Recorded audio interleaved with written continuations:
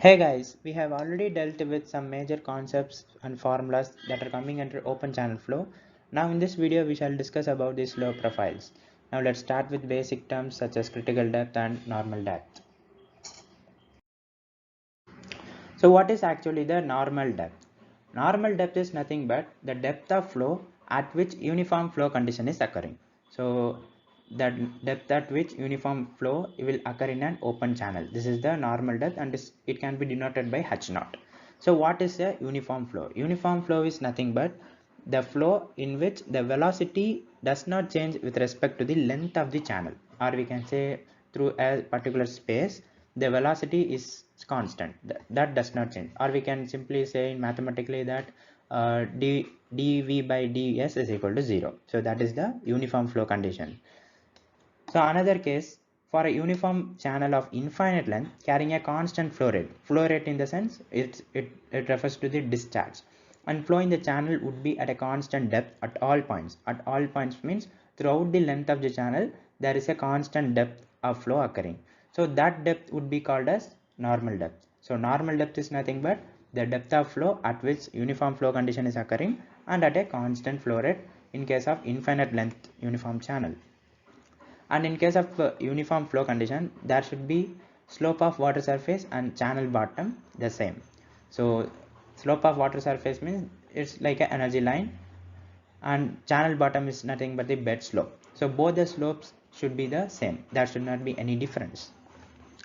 And next is the how this normal depth is computed. This is computed from Manning's equation. This Manning's equation we have already dealt in the open channel flow previous video. You can refer this suggested video so that you can get an idea of Manning's equation, that is v is equal to cm power 1 by 6. So that is the Manning's equation. In Manning's equation we use the normal depth of flow only. So it is computed from Manning's equation. So these 4 points are important regarding normal depth. We should know the difference between normal depth and critical depth before moving to slope profile, before moving to profiling of slopes. Next we shall see about the critical depth. Now let's see some points about critical depth. So critical depth, we already know that this is the depth at which specific energy is minimum and the Froude number shall be 1. Froude number is given by V by root of G into D, and critical depth is also the depth of maximum discharge. These points we have already dealt in the previous video. You can refer that video for a detailed explanation and formulas for various channels like rectangular, triangular and parabolic channel. And here another point, velocity head is equal to the half of the hydraulic depth. What is velocity head actually? V square divided by 2g, that is the velocity head, and that shall be equal to hydraulic depth. What is hydraulic depth? It is a ratio of area of flow section to the top width of the channel. So that is the hydraulic depth, that is A by T. So that will be equal to velocity head, that is V square by 2g. This is an important point regarding critical flow condition. And when Froude number less than 1, we call that flow as subcritical, and when Froude number greater than 1, when we call that flow as supercritical condition. Or we can say when the flow depth is greater than critical depth, then that flow will be called as subcritical. When the flow depth is less than critical depth, then that will be called as supercritical. So these are the important points regarding critical depth. Now we have seen what is normal depth and what is critical depth. We should know the difference between both the depths so that we can find the normal depth line, critical depth line, and where is the flow occurring. Now we shall see about the various zones. There are 3 zones in a flow channel. So where is the flow occurring? When the flow is occurring in the zone 1, it means the flow will be above both the normal depth line and critical depth line. So we have two things. One is normal depth line, one is critical depth line. Critical depth line means the depth at all points will be the critical depth, and normal depth line refers to the normal depth, that is denoted as y0, and here CDL, or we can say normal critical depth is denoted as YC. So critical depth line, normal depth line. So above both the lines, the region above both the lines is denoted as region 1, or we can say zone 1. So flow above both normal depth line and critical depth line will obviously be subcritical flow, because the flow depth, that is the actual flow depth, is greater than YC. So actual flow depth greater than YC means the flow is subcritical. So when the flow is occurring in the region 1 or zone 1, that flow shall be subcritical always. Now we shall say zone 2. Zone 2 is the flow occurring between CDL and NDL. Whenever the flow is occurring between NDL, or we can say CDL, or we can say CDL and NDL, between both the lines, then that zone is called as zone 2. Flow is occurring between CDL and NDL. Here the flow can be either supercritical or subcritical. That depends on the slope profile that we can see in the upcoming slide. Next is the zone 3 or region 3. Zone 3 is nothing but in which the flow is occurring below both the NDL and CDL, below NDL as well as CDL. So that zone is called as zone 3 or region 3. So these are the three regions in which we have to, from which we have to profile the slope. We shall see one by one the slope profiles now. So before moving to slope profiles, we can also see the two curves. One is the backwater curve, one is drawdown curve. Backwater curve occurs when the depth increases in the flow channel or flow line. When the depth is increasing from y1 to y2, then that is called as backwater curve. Or we can say when this dy by dx, that is s0 minus se by 1 minus fr square, is a positive or greater than 1, then that is backwater curve. What is s0 here? S0 is slope of bed channel or the channel bed or bed slope. SE is the energy slope of energy line. S0 is the bed slope, SE is the slope of energy line.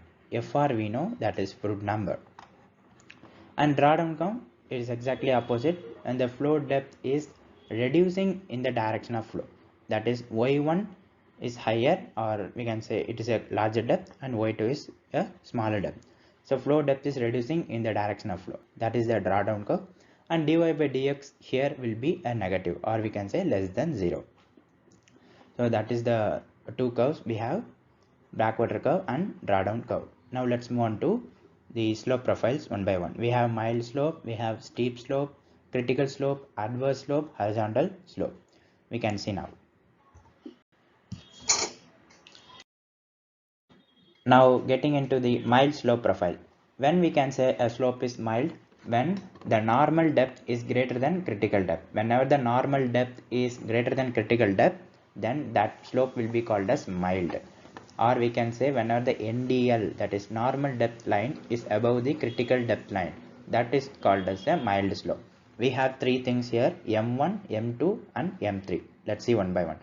When we call a slope as M1 profile, when the actual depth of flow, that is denoted as h, that is greater than the normal depth and that is greater than the critical depth. When this type of flow is occurring, then we can say the profile is M1. You can refer this diagram here. This is a backwater curve since the depth is increasing in the direction of flow and the flow is subcritical because the flow depth is greater than critical depth. Whenever the flow depth is greater than critical depth, then that shall be called as mild slope. And this is occurring in the region 1 because the flow is above both NDL and CDL. So that is why it is denoted as 1, M1, or we can say mild slope profile in region 1. And the water surface touches the horizontal line asymptotically. We can say this is an horizontal line. If you put an horizontal line here, this water surface will touch the normal depth asymptotically, or we can say at 0 degree. So this will occur whenever there is an obstruction. So obstruction to flow such as weirs, dams, you can say here a weir or obstruction is constructed over here, and when an upstream flow is reaching over this obstruction, then we can have M1 type of profile whenever there is a mild slope condition, mild bed slope. So or we can say such as bends and natural features. So these will produce M1, and M1 type of profile is the most common profile that we can see naturally, that we can see occurring in an backwater curve as a weir, upstream side of weir, dam or control structures. This is a very common slope profile. So these are the important things we have to be aware of. Next we shall move on to M2. M2 is nothing but whenever the actual flow depth, that is less than normal depth. Actual flow depth is less than normal depth but greater than critical depth. You should read like this. First you have to compare the actual flow depth with normal depth and critical depth. Actual flow depth is less than normal depth, and actual flow depth is greater than critical depth. So that means it would occur in the region 2. So it would occur in the region 2. Region 2 means the flow is occurring between NDL and CDL. So that is why it is M2. And it is a drawdown curve. Why drawdown curve? Because the depth of flow decreasing in the direction of flow. That is dy by dx is a negative.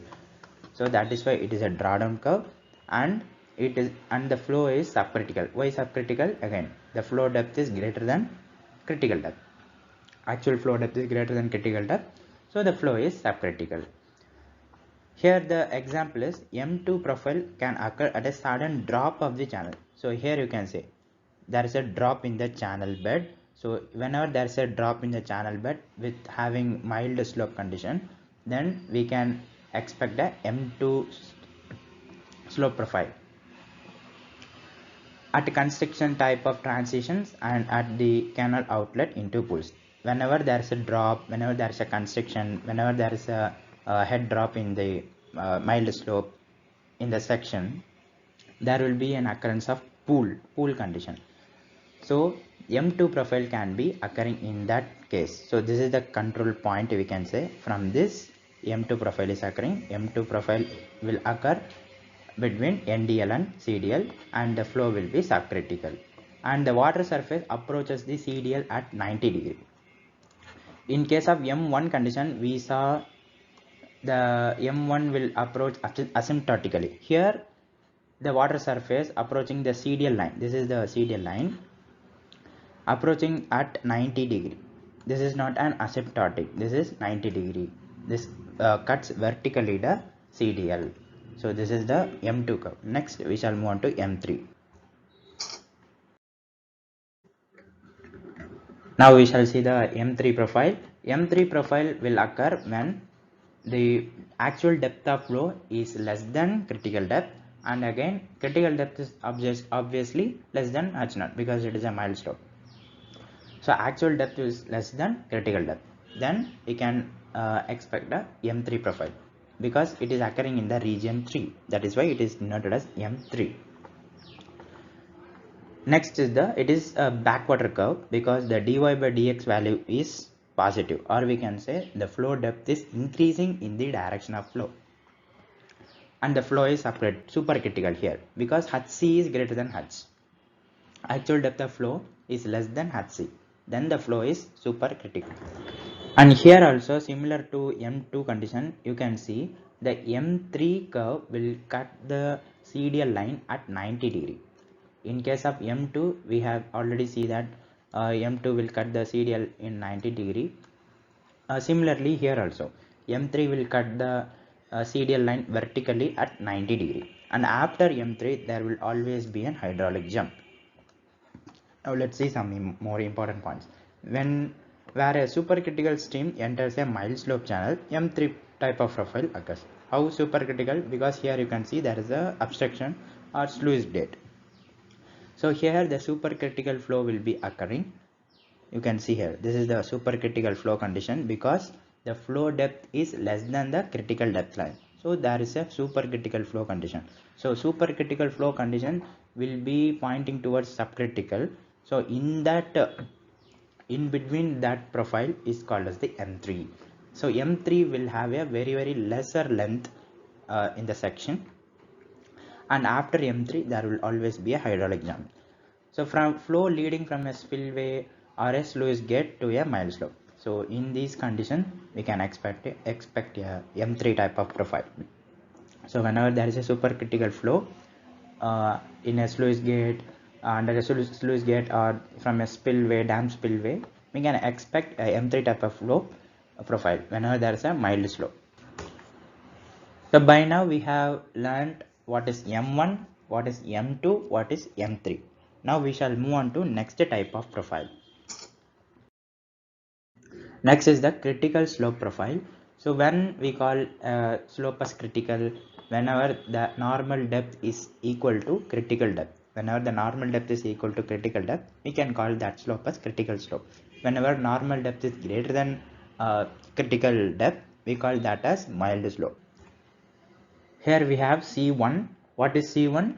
Whenever the normal depth of flow is greater than HC, that is critical depth. Here critical depth is equal to normal depth, that is CDL and NDL will be merging. So that is why here C2 does not exist. Here we have C1 and C3 only. So here we can see the C1 is a backwater curve because the flow depth is increasing over its length, and the water surface approaches asymptotically.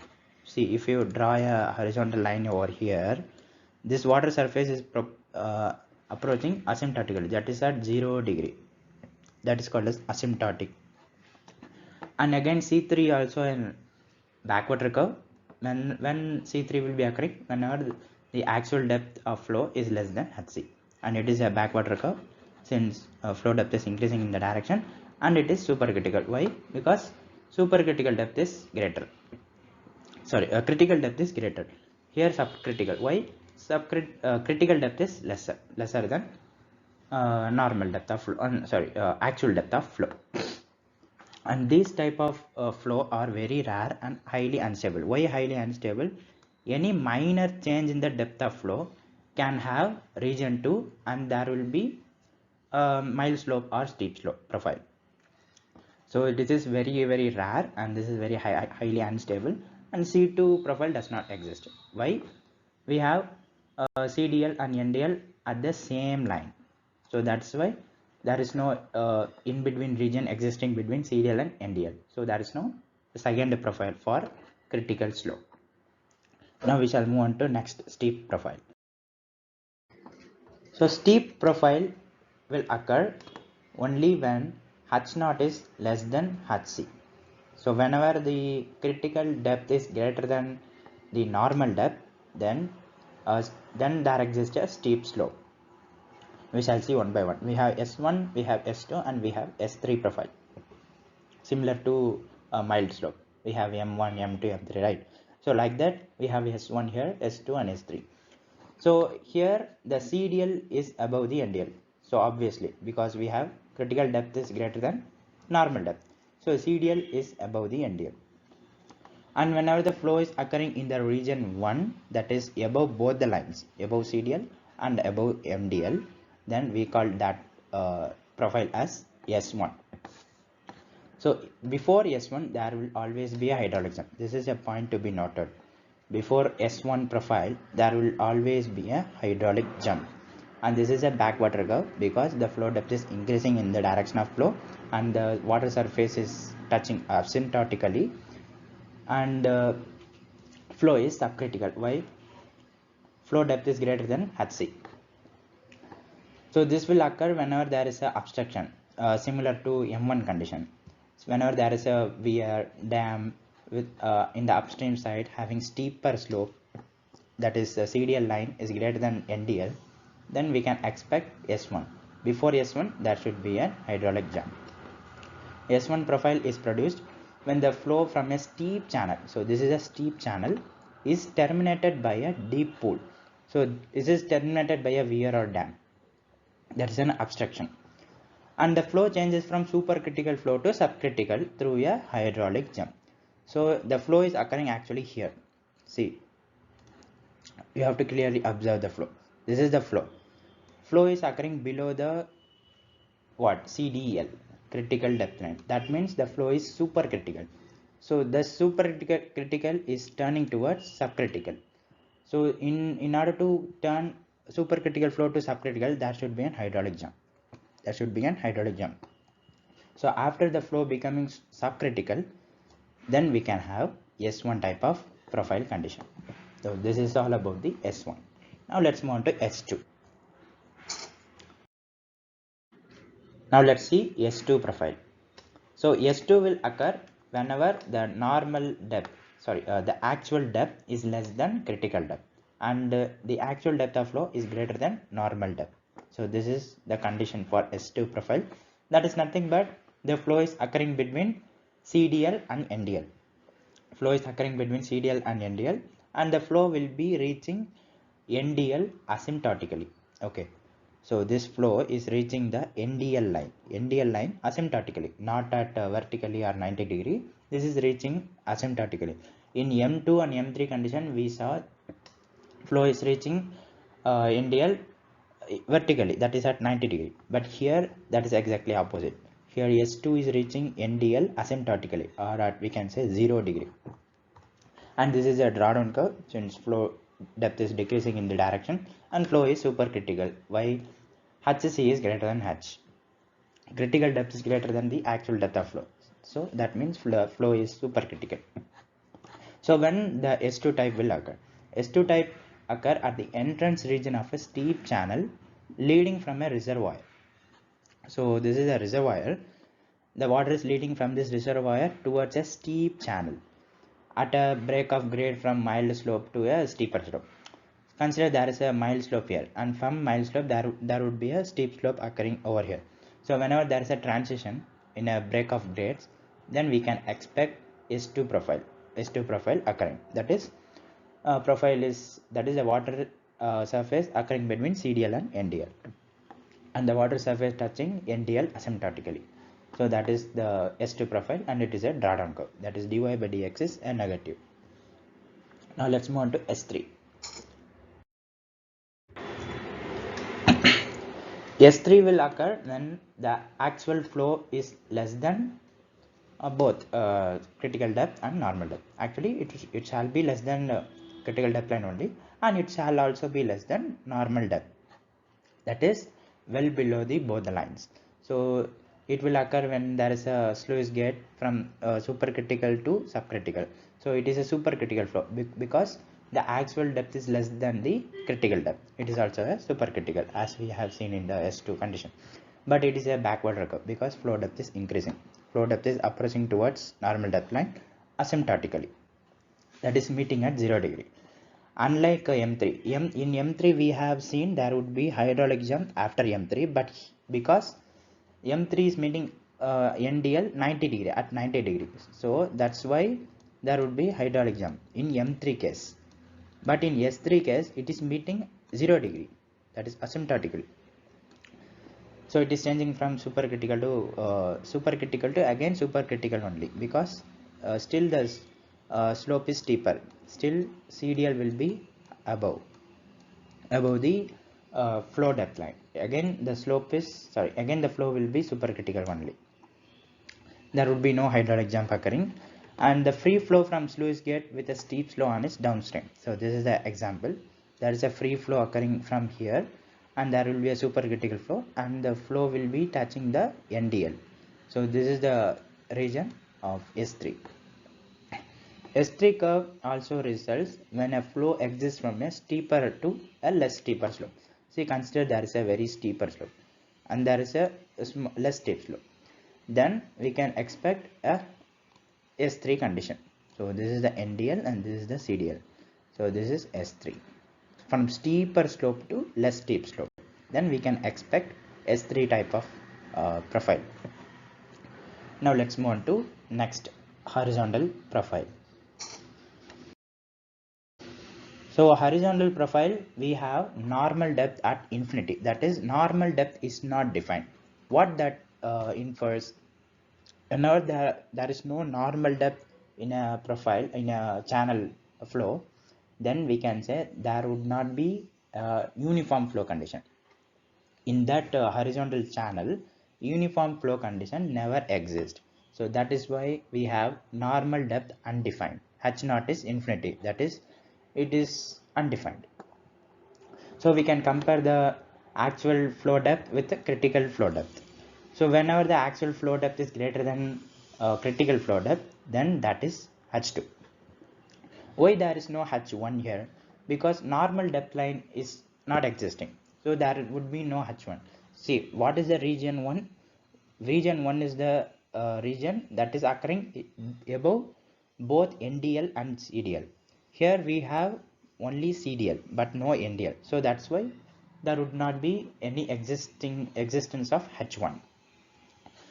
So we have H2. H2 is, what is H2? It is between NDL and CDL. NDL is at somewhere infinity, and here CDL, and here bed slope. So this is region 2 and this is region 3, and region 1 is never exist in case of horizontal. And H2 is a drawdown curve. Here you can see in this diagram, H2 is a drawdown curve, that is, it is approaching towards a drop. It is a drop, and the flow is subcritical because Hc is lesser than actual flow depth. H3 occurs when actual flow depth is less than Hc, and it is a backwater curve. And similar to M3, after H3 there will be a jump. We have already seen in the M3 case, right? Whenever there is a M3, after M3 there will be hydraulic jump. Similar to that one, after H3 there would be hydraulic jump. Actually, an horizontal channel can be considered as a lower limit reached by mild slope. Whenever there is a mild slope and we say very milder, that is horizontal, we can say that the lower limit is reached. That is, the bed slope become flatter. And H2 and H3 profiles are very similar to M2 and M3. It is similar, right? M3, after M3 there would be jump. Similar to H3, there would be jump after H3. And uniform flow is not possible on horizontal profile. We have already seen, because H0 is undefined. So region 1 is undefined. Region 1 is not possible. H1 does not exist. Next is the adverse slope profile. It is also similar to horizontal, but rather it is a negative slope. Actually, it is a negative slope, adverse slope. Here also we have normal depth undefined. Normal depth undefined means there would be no uniform flow condition over adverse slope, and A2 and A3 are very similar to H2 and H3, and that also very similar to M2 and M3. Just the bed slope is changing. Here the bed slope is negative, that is S0 value is negative. And similar is the case, A2 is a drawdown curve. Here you can see A2 will be occurring before there would be a drop, and only CDL will be there because normal depth line is at infinity, that's undefined, and the water surface approaches CDL at 90 degrees, similar to M2 and M3, H2 and H3. And the flow is subcritical. We know why the flow is subcritical, why the flow is supercritical, because when we compare actual flow depth with critical depth, we can say whether the flow is subcritical or supercritical. So these are the things. And adverse slopes are very rare, and it is a very shorter length, so this will occur very shorter length. So these are the important points regarding every slope profile. Now you can just observe some examples of slopes. You can just pause the video and observe these examples. If you have any doubts and queries, you can post those in the comment section. You can just pause this video and take a look over it.